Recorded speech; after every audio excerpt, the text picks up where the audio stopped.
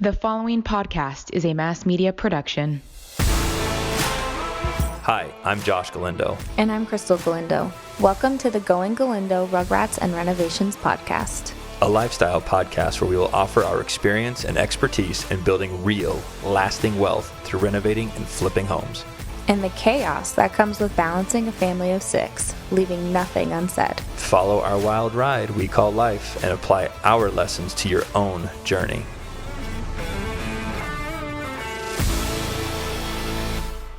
Good morning. Welcome to Season 3, Going Galindo Rugrats and Renovation podcast. Today, our episode is going to be fun. We talk about all the horror stories. Well, I guess Josh talks about all the horror stories. That not all of them, but a lot of the good horror stories that happened in his flipping career. Yeah, certainly not all of them, but the ones that were noteworthy. The ones that really resonated, you know? The ones that made it home and disrupted your life as well. First, we're going to get a word from our sponsor, and then we'll get into those shocking details. All right, I'm excited. All right. Adulting is hard. You know what shouldn't be hard? Buying a house. Robert Coomer is a stand-up guy that does what he says he's going to do. He's helped us and our friends buy and refinance houses for the past 15 years or so. Every time we know we're getting the best service possible, and the person on the other end of that phone call has a smile on their face. And that leaves a smile on ours. So call Robert Coomer. He does all the heavy lifting for you so you can worry about the more important things, like what kind of wine pairs well with leftover pizza. Seriously, give him and his team a call at 702-850-2000. You won't regret it. When you're selling a home, it's all about making a first impression with those potential buyers. The House of Vegas understands that. They will stage your house using high-quality furniture, and it'll make your buyers never want to leave. Do yourself a favor and reach out to Thomas at the House of Vegas. They know time is money, and they will act quick. Their number is 310-503-3611. Now, so horror stories of flips. Sorry. Why are horror stories of flips worth noting? Not to scare people. No. I don't want to scare anybody, so I want to start with that. But also to debunk this myth that flipping is a perfect, easy money. Right. I love these commercials. Get into the flipping business. Don't use your own money. No risk and work part-time. And nothing ever goes wrong, ever. Right.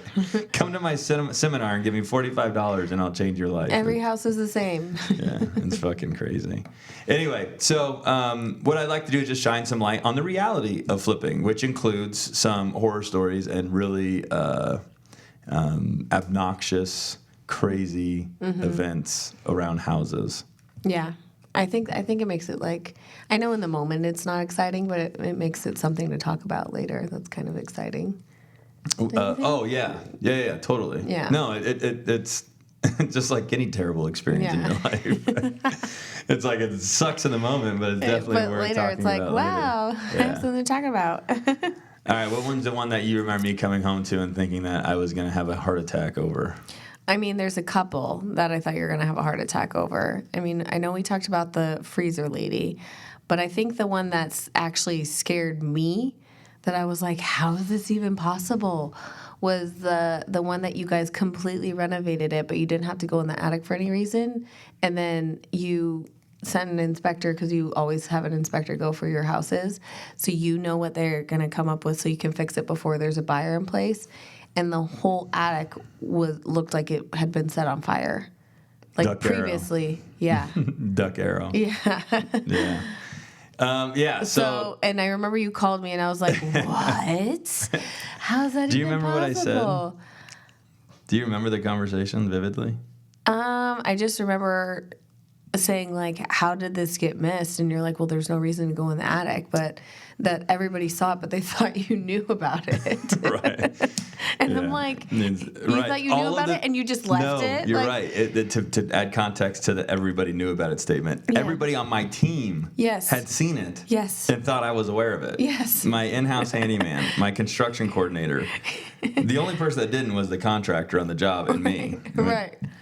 I was like, are you fucking kidding me? I mean, we literally sent somebody out there to paint the fascia, and as he's painting the fascia, he sees the charred wood. And he's like, Guess they just want to paint over it. just paint over charred wood. Like, no, you can't do that. So how did that story go down? I'm going to tweak a little bit of what you just described there, and add, I think, the way it actually went down. So we had renovated it, as you said. I'm sorry, we bought the house. It was tenant occupied. It had tools and car parts like to the ceilings. Mm-hmm. And so we work with the tenant to get out. They leave all that crap behind. We end up having to trash it all out. So really, when I walked the property, I'm actually a believer that hoarders, to a certain extent, I'm sure everybody's got a story that would contradict this statement, but hoarders, I believe, a part of their hoarding preserves the home. As crazy as that may sound. Well, if their walls are full of boxes, not garbage. Garbage will then you get insects and rats and all that other stuff. But hoarders, like materialistic stuff, the boxes almost insulate the carpet, the drywall. It's crazy because when you get it out, it's like, this house is actually pretty clean. Anyway, so we bought that house, walked it with the tenant, blew through it. I'm like, it's a hoarder. Once we get all this stuff out, it'll be a good house. In a nutshell, that's what happened. Mm-hmm. Got all their stuff out, went through it as a super easy rehab. We go to put it on the market. We immediately get more money than we thought. So we're like, this is a great deal. Oh, my gosh, it worked out really well for us. And then the buyer's inspector goes and does the inspection. That was the only tweak to the story. Yeah, I didn't remember it exactly. But you are right that we do have homes pre-inspected. But not that one. That's actually a market condition tactic that we use, and in that market we didn't need to do that. Okay. So the buyer's inspector goes into the attic and just stops immediately at the attic access panel. Sends pictures to the buyer's agent. Buyer's agent texts me and says, "Did you know that the attic is completely burnt out?" And I'm like, "What?" You're like, you're at the wrong house, bro. Yeah, exactly. He's at the wrong address. I'm thinking like burnt marks, because sometimes the furnaces will overheat or dumb stuff like that, and they'll kind of like heat up a space, and then heat up will result in like a black mark. Yeah. They call it alligator skin. It was when a 2x4 gets charred so bad. Okay. So I rush over there. I get into the attic. I'm like, holy shit. I'm walking around in it, and it is charred. It is charred. It's charred, and then there's reinforcement beams put next to all of the charred wood, and then everything is kilsed to the best of the ability. What is kilsed?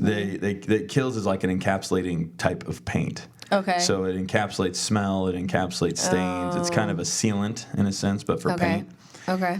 So everything's kilsed, and I'm like, this is dangerous. Yeah. You can only imagine, 10, 15, 20 roof tiles. I would argue an average person would struggle to pick that up. Right. Think how many roof tiles are on a roof. Yeah, and the weight of that on those charred wood. Right. Yeah. So why that's so crazy, I want to add a little context to that. Why is this such a big deal? Mm-hmm. So to fix this, you have to rebuild all of the trusses.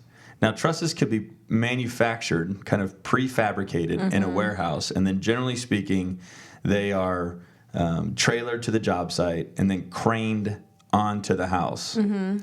So they're prefabricated to the specs necessary to support the future weight of the tile, the roof, etc.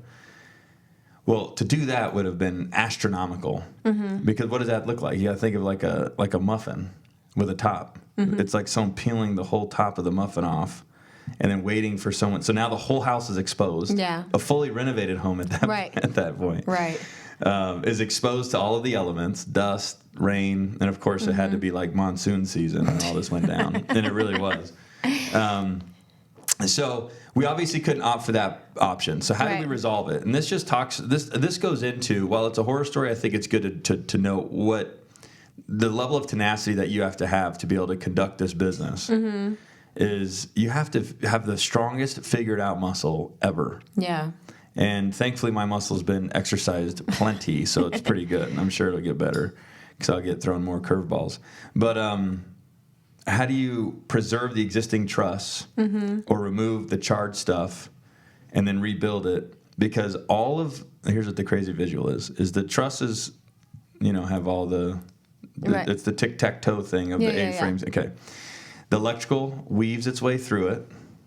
The HVAC ducting weaves its way through it. Yeah. So if I rip them off, now I've got to rewire the entire house. I have to plumb all of the ducting for the HVAC and arguably replumb the gas line and replumb the plumbing. Right. That's a lot. I'm rebuilding 35-40% of the house. Right. So what do we end up doing? We end up ripping off all the tile, pull off all of the plywood. We peel back the house. We expose all of the bad trusses. We find an engineer to draft plans and recalculate specs that, because believe it or not, you can repair this. It doesn't have to be replaced. So the pieces that were really bad had to be removed and then repaired. And then and then the other thing is you can't just do this quietly. Right. And I would never encourage doing it quietly because you want to make sure everybody knows what they're getting into, aka the future buyer, because this is a lawsuit that would be in the newspapers if this house fell down. Right. So now you get the city involved, which then you have to pull permits, which requires inspections. So we're having to rebuild all these trusses, pull permits, and long story short, I rebuilt the whole roof and was able to do it without replacing all of the trusses. Then I put the plywood back on, I put the tiles back on. I had all of the engineering reports, all of my permits I had pulled, and a full-blown disclosure as to what had happened to the home. And I resold it. And as wild as this is, we still pulled out $10,000 out of the house. That's good. That is wild. And now the house is stronger than it was before. Now the house is bulletproof. So that was Duck Arrow. Yeah. Yeah, that was a wild ride, and that took like 7 months to do. Thankfully, the purchase price was super low, so the carrying cost wasn't very expensive to hold it all that time. What did I learn from that? Now, it'd be a great statement to say every house I go into the attic, but to this day I still don't. Right, because the inspectors will. Yeah, I mean, and what I think something with the flipping is that if every time something wrong happened, you create a system and a procedure around it, it would handicap your ability to execute quickly, which is a key component to flipping, so drastically that I don't think you'd be able to acquire property. yeah, and there's too many variables out there that you would to prepare for, to financially prepare for. Like you want to be able to find a house because you're preparing for all these things to happen. Right. When in reality, if we've done 800 homes, one has had a burnt out attic. Right. So do you really change your whole life to avoid accommodate that? Yeah. A burnt out attic? Hopefully that never happens again. Yeah. But if it does, then hopefully it's every 800 homes, and I can afford that. And I would say most people that have fires and get insurance money usually repair the house correctly. Right. That was the worst They don't part. scam the next person that's going to buy it and keep the money. It was crazy. Well, let's talk about another one. Another one? Okay, so I can think of two. So one, I don't know if it's necessarily a horror story, but I can't remember the name of the street. It began with an A, but like people kept breaking in, and we were on our way to watch the monster trucks at the.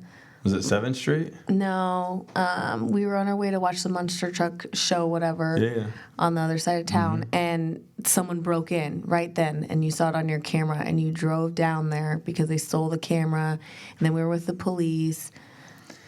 I think it was Applin. Applin. Yeah, and we caught them. Yeah, so these guys broke in. So something that we do is we have cameras at all of the properties. It helps for construction. It helps for maintaining accountability with the contractors. It helps with and then vandalism and theft. So this house, they break in. I was so pumped and so thankful that we caught these guys. Yeah. They break in. Camera starts going. I see his hand grab for the camera. And puts it on his face, and then it goes black. Right. So I call my construction guy, or actually at the time my partner Danny, however you want to word it. I call Danny Jones, and I go, dude, get to Applin right away. He thankfully is within a reasonable distance to the property. He calls the cop, or we are on hold with the cops. Yeah. He rolls up to the property, and the best news was we were able to catch them. Right, They were right. in handcuffs and they went to jail. And we were with all the kids, and we were on our way to Monster Truck, and we're like, oh, derailed. Okay, we have to stop at a house first. But then the kids were like, oh, the police, and they took pictures with them, and they were okay with that. Yeah, our kids get to witness a lot. So, yeah, that was Applin. That was the most successful story because we were able to catch the bad guys. Yeah, we got the camera back and the SIM card too, right? We got the camera, the $480 camera. They threw out the SIM card. We found that. Yeah. All right, give me another one. Okay, what about that one that it seemed like it was like maybe a drug house or a mob house that underneath the house it was like almost like So that was Algonquin. crawl spaces. Okay. Algonquin is a home down in Paradise Palms, which arguably was the place to live at that time that it was built. Okay, I'm like, what time? When they were newly built, that was the place to live, Paradise Palms. It was kind of a duplicate of Palm Springs, California. Okay. So, and in that era, I think there was a lot of mafia stuff going on in the old school Vegas. So we relocate the HVAC, which required us to move a closet. Okay. And when we moved this closet, we saw a hole. I was gonna say there's a hole in the ground. There was a hole in the ground. Okay. So then we're like, no big deal. There's a hole in the ground. And then because it's an older house. It's an older house. Yeah, maybe the water washed it away. I don't know what it was, but there was a hole underneath the foundation. So then we jump in the hole, and we see that the hole keeps going. So then we're like, okay, that's weird. So now you got to put your thinking cap on. How do you safely rebuild this house so that the foundation is sturdy? Right. So we go and get some dirt. And we start putting dirt in there. It's like ton number one of dirt. The hole just absorbs it. The whole ton. The whole ton, like easy. Like, it was almost like you didn't even add it. Didn't even add it. Then ton number 2, didn't even add it. And then it just starts, so then I start getting reports back from the house that the tunnel's bigger. This tunnel was so big that it was unsafe to send a guy down from the one access point. Because think, like if he went down and started walking and got too far, what if, Right. So we had to cut holes all across the house so like that there was different concrete? Access points. Oh my goodness. To refill all of the dirt underneath the house. How much does it cost for a ton of dirt? Nothing. Just regular, waste type dirt. I don't know, $25 or something like that. How many tons did you need? I think it was like 16, 18 tons. It was a lot. Oh, my God. And it wasn't the cost. It was the amount of dirt that had to be put back in to fill in all of these access hallways. And so for fun, we have no idea. But for fun, we speculated that they were probably holding drugs down there or something, some money or whatever it was. What's crazy to think is, like, how did they get the dirt out? I feel like it's easier to fill it, but how did they get that dirt out? What did that look like? Think about that. Where did they put 16 tons of, That's a hell of a visual. Yeah. No, pulling that out would have been brutal. No, so that one was downtown. That was a scary thought. I was like, oh my gosh, what's going to happen? Is the house sturdy? Blah, blah, blah. But we were able to pack it back in nice and tight and covered up the holes. And that was actually a great house. Sold, made a bunch of money on that one too.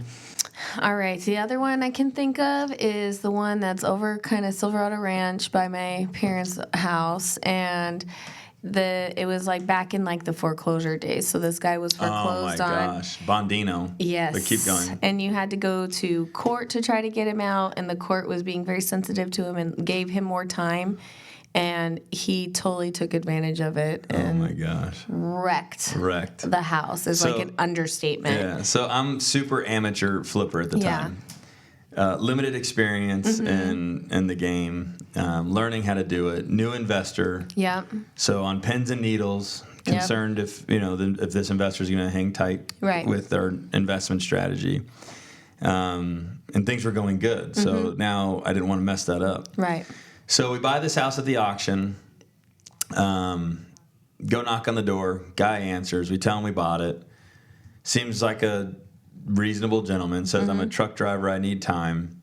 And you guys are understanding. So we start to evict him just to keep the timelines that he's agreed to and the official timelines, and then we trigger the formal process with the eviction company. Which you have to do that to set a formal timeline that he has to follow instead of just a verbal agreement. Yeah, holds everybody accountable.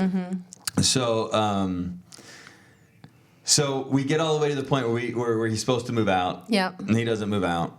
Then he's like, take me to court. Take me to court. We proceed with the eviction. He shows up to the eviction, which is called contesting the eviction. He contests. The judge goes, we'll give you another 90 days. This is after we gave him like 45 days or an abundance of time. And this is after he didn't pay his mortgage for how long to get the house? I couldn't imagine. Years. Yeah. Years. So they go, you've got 90 days to move out. So to Krystal's point about it being located near her parents' house, we were often there because we were new parents and wanted and loved the help and blah blah blah. So every single time we were at my parents' house, we went by Bondino. We drove by Bondino, and again because I wanted to ensure that the house was being protected, so that I didn't lose my investor because of a lack of effort on my behalf. I valued that relationship. Yeah. So I constantly checked on this house. I was looking over the wall. Pool was fine. Car in the driveway. Looking in the windows. Everything was fine. Well, and you have to show a presence, too, that you're not, like, going away, like this, to the guy living there. Right. That we're still present. Yeah. So day 90 rolls up. Day 91 rolls up. Chris goes to court. We win the eviction. Chris, your investor. Chris, my investor at the time. We meet the guy at the house to transfer keys. The guy looked completely different. He'd look like he'd been hit by a bus. And he walks out from the garage. It's a 3-car garage, 2 cars up. We're walking up the driveway. He's walking down the driveway.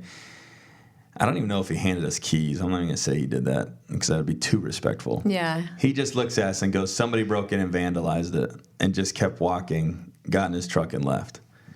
Chris and I walk in the house, and we had walked the house prior. Yeah. It was a totally normal home. Chris and I walk in the house. No cabinets. Not a single cabinet. Like what does it take to take cabinets off the wall?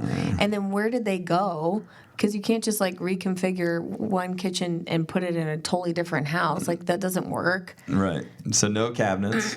Yep. All of the carpet had been bleached. He grabbed a bottle of bleach and either poked a hole in the top of it or bought multiple bottles of bleach and walked all over the house and bleached all of the carpet. And at the time, this was a time where you could just clean homes up and then resell them because they were in good condition when they got foreclosed on.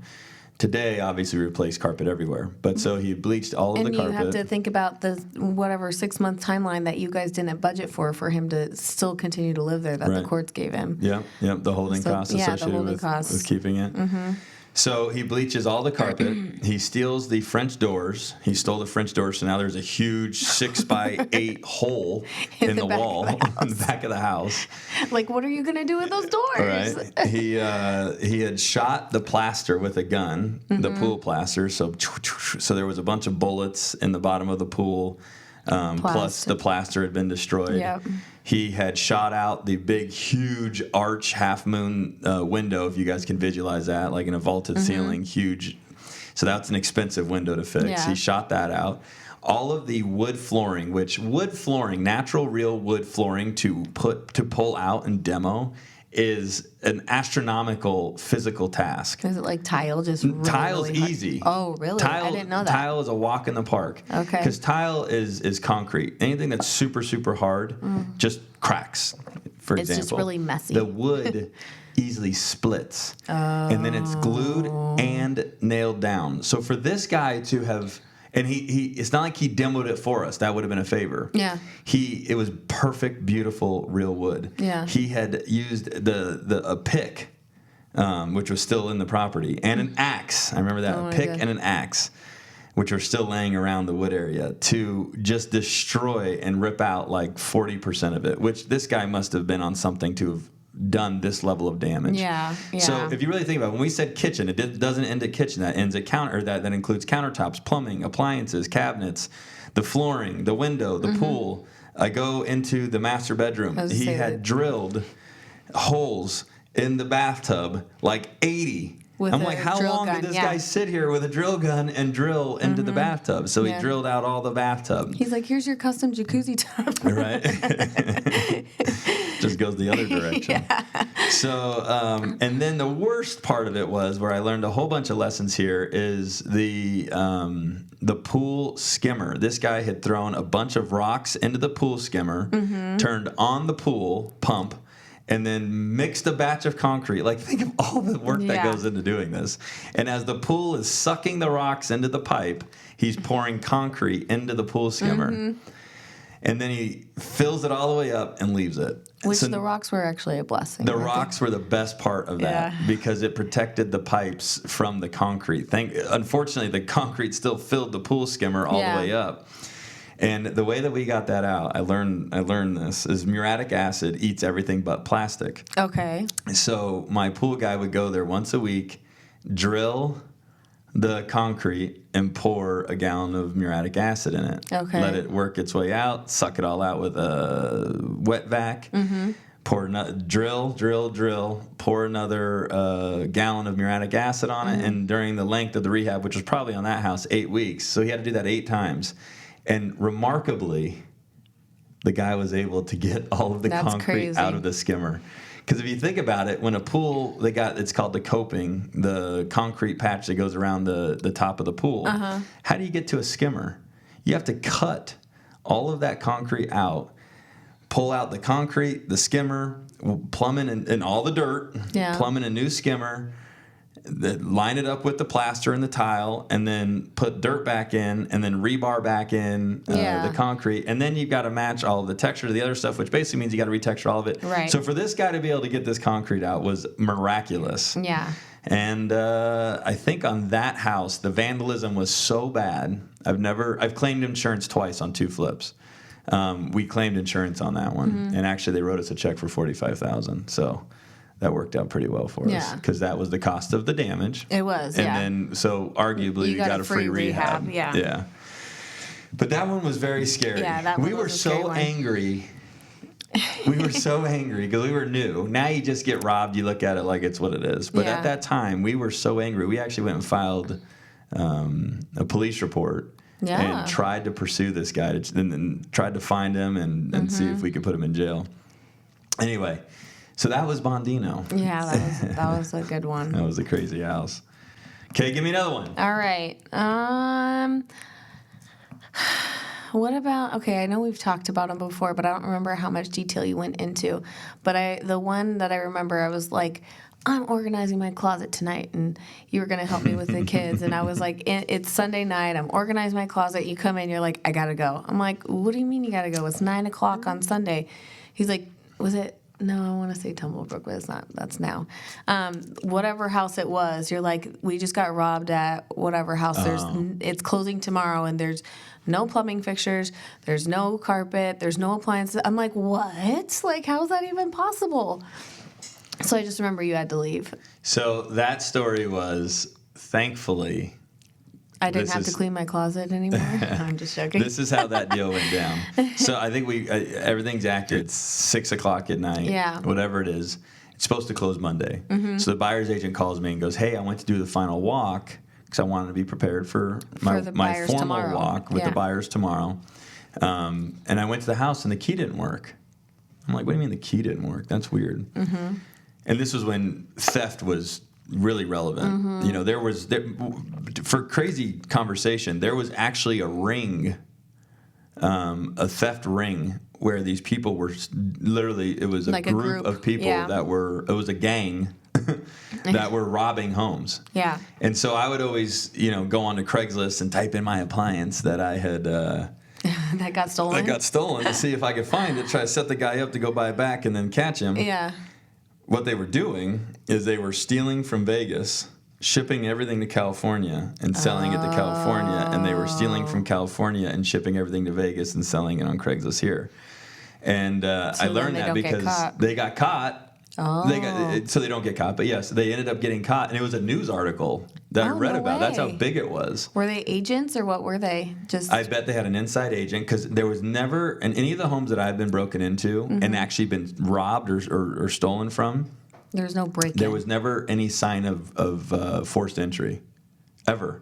So that means that they went to the house and left a window open or left a back door unlocked or something like that. I think what these agents or whatever the scandalous agent was doing is he'd go in on day one, crack the window, wait 8-10 days for other agents to check in to confuse the lockbox, and then trigger the theft. Yeah. So that then they would go back, and then I have to go and try to scrub 8 agents to try to see who it was. And, of course, that would never work. No. All right, so we're sitting enjoying ourselves on Sunday night. I get the call from the agent, says that the key won't work. I'm like, that's crazy, and I want to close tomorrow. You're like, come on, you guys can't figure out the key. Which happens often. Yes. So you can't get the lockbox open. The lockbox jammed.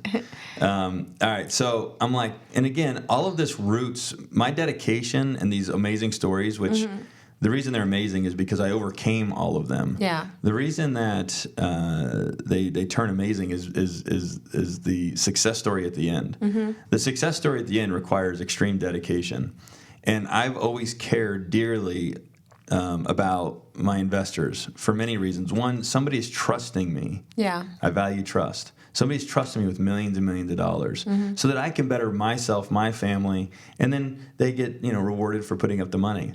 So when any of these catastrophic events happened, I didn't just take the back seat and call my investor and go, hey, this happened. What do I do? Like, could you imagine? No. I'd have gotten this fired. Is your job. Yeah, this is my job. I have to take these tasks on. So to ensure that this home closed and that the buyers could get in the next day, I left the house and I drove to that property. And I'm looking around. I can't get the key to work, but the key's turning. That's what's crazy. I'm like, it's turning 50%, but it's not going the whole way. I'm like, so it's not the key, because I suspected that the key had been misplaced and the key being used was not the proper key for the lock. Right. And I'm like, it's turning. That's weird. There's something up. So I go around the back, and everything's dark. I'm like, what's going on? I look in the windows, and I'm like, is that a shadow? That was the first thing I remember thinking. There's a huge hole in the middle of the carpet that had been ripped out. I'm like, holy shit, their carpet's missing. Right. So then I know how to get into French doors of a front door. You know how my little trick is. So I go back to the front and I break in. I go inside. The cabinet hardware is missing. The appliances are missing. The kitchen faucets, all of the faucets are missing. Yeah. The chandeliers are missing. The ceiling fans are missing. The doorknobs are missing. Every tedious fixture. Yeah, is missing. how long would that take? How did they not get caught? Right?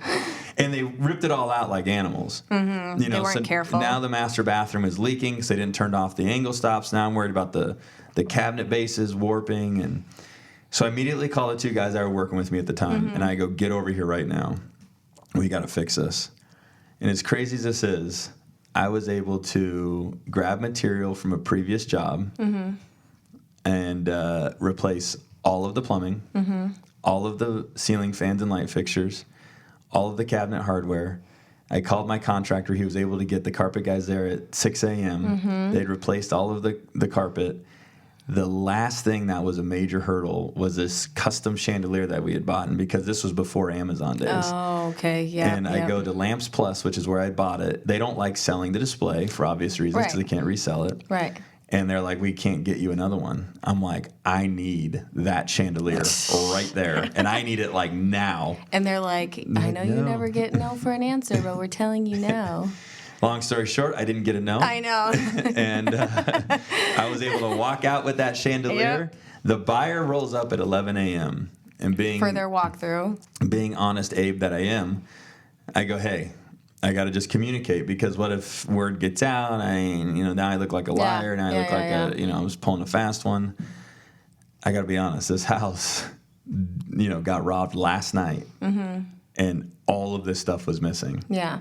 And the buyer couldn't even wrap his mind around the events that I was describing. So he's kind of probably dismissed it, okay. Yeah.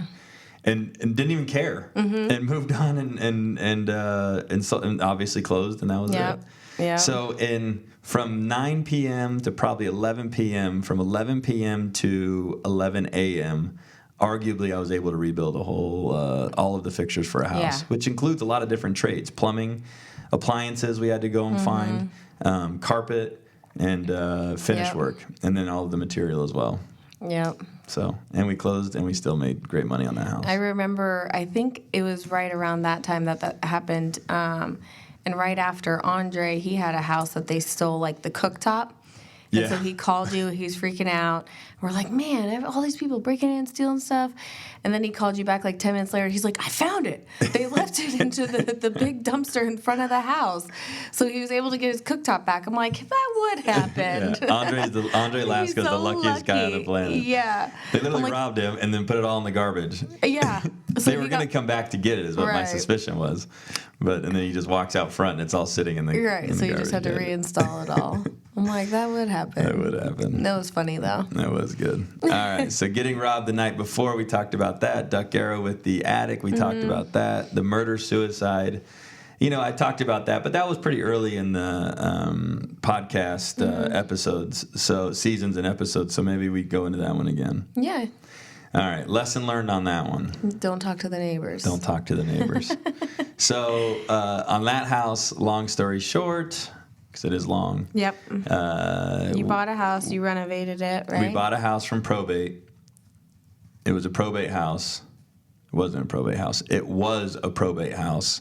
And then all of a sudden it was just and it was a money house. It was Piccoli Ranch, single story, 3-car garage, pool and spa, cul-de-sac, had all the bells and whistles that you want in a flip. And we ended up getting it it comes on, it looks beat. Yep. But I looked at the history and I'm like, someone had just bought it, now they're reselling it. I'm like, whatever, I don't ask any questions. So I buy it. And then I think we had a $40,000 rehab. We'll call it $20,000 in. Chris and I are in the street. We walk outside. The retired neighbor that's home 24 hours a day walks over, goes, hey guys, what's up? We're like, hey, what's up? We're excited to tell him about the house. And we bought this. We're making it nice. Yeah. He goes, do you know what happened to the house? We're like, no, what happened to the house?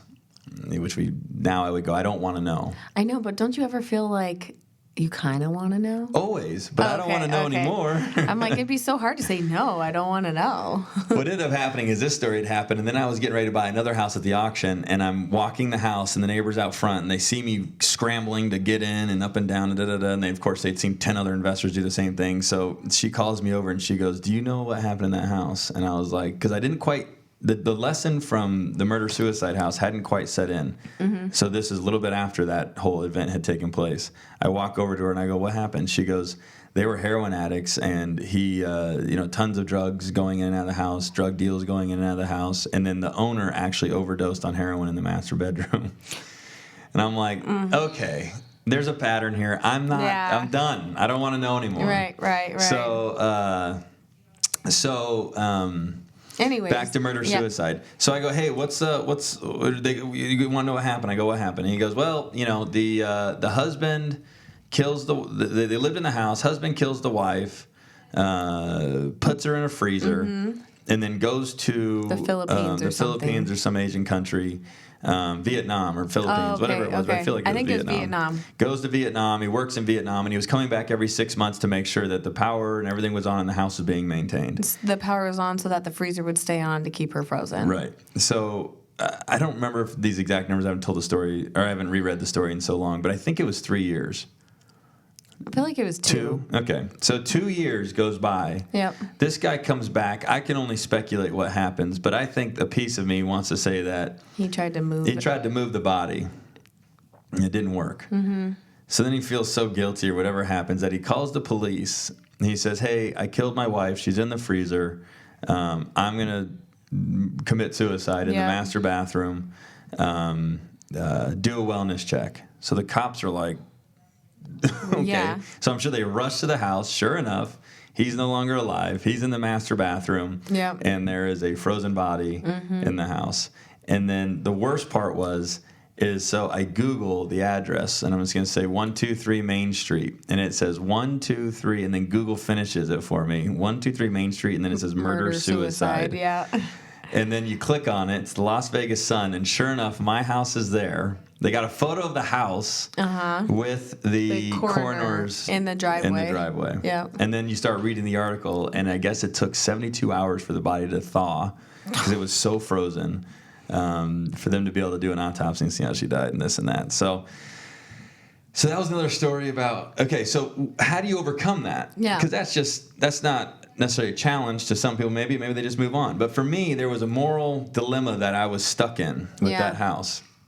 I had visualized my kids sleeping in that house, going into the cul-de-sac to go and play with their friends, and grandpa across the street that retired has his grandkids over, and they know the story, and they go, hey, do you know what happened in your house? Yep. This little kid now hears this gruesome story and has to know that he's got to go to sleep in this house. Yeah. So I was really worried. I was like, okay, how do we navigate this? The second thing is what level of disclosure do I have to make on a legal basis? So I ended up learning that unless the house killed the human being, meaning you're sitting in the dining room and the beam falls down and crushes your head, then you don't have to disclose the death. Right, because people die in houses all the time. Really. That's what this whole experience ended up bringing into clear perspective, which was, let's really break down the reality of this. Yeah. If every single person that died in a house the owner had to disclose that death, and people were afraid to buy them, think how many homes would just be bulldozed or empty. Right. So the reality is death is a part of life, and it happens. So, but the people that bought it were from out of state, where there's like where their houses are hundreds of years old. So they're like, well, okay, someone died in it. Like, they didn't really care, right? That's right. And I'm actually going to do something fun here. I'm going to go look at the SRPD because I remember I disclosed it. I want to see how I worded it. We ended up going through 3 buyers. Okay, so I found the SRPD. Okay. The property shares common walls, fences with surrounding neighbors. The property is governed by an HOA with reoccurring fees. There were 2 deaths of the property approximately 6 years ago.